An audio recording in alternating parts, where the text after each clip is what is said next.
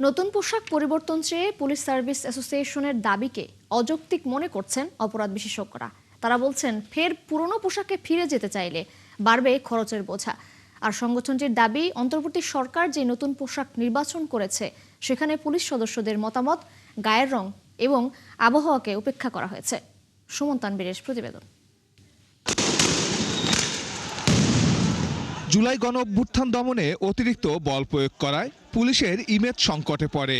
এ থেকে উত্তরণে বাহিনীটিকে সংস্কারের উদ্যোগ নেয় অন্তর্বর্তী সরকার। সংস্কার কমিশনের সুপারিশে গত নভেম্বর থেকে নতুন পোশাকে দায়িত্ব পালন শুরু করে পুলিশ সদস্যরা। সে সময় সব পুলিশের জন্য একই পোশাক চালু করা হয়। বৈষম্য দূর করতেই এই উদ্যোগকে সাধুবাদ জানায় বাহিনীটি।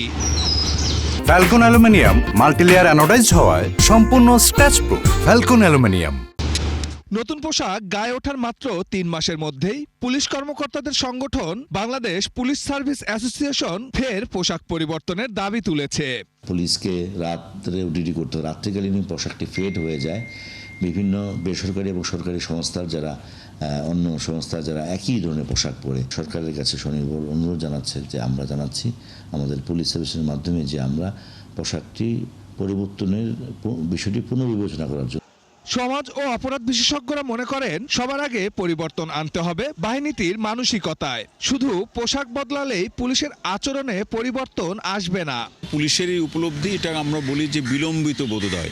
এই বিলম্বিত বোধোদয়ের মধ্য দিয়ে পুলিশ আগের রঙের পোশাকে ফিরবে কি ফিরবে না সেটা সরকারের সিদ্ধান্ত। কিন্তু এতটুকু আমরা বুঝি, এই দুই প্রক্রিয়া অনুসরণ করতে গেলে রাষ্ট্রের একটা বড় অর্থের অপচয় এখানে হয়েছে।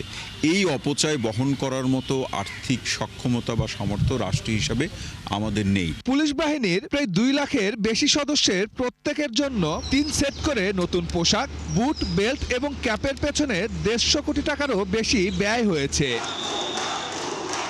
সুমন তানভীর, 71, ঢাকা।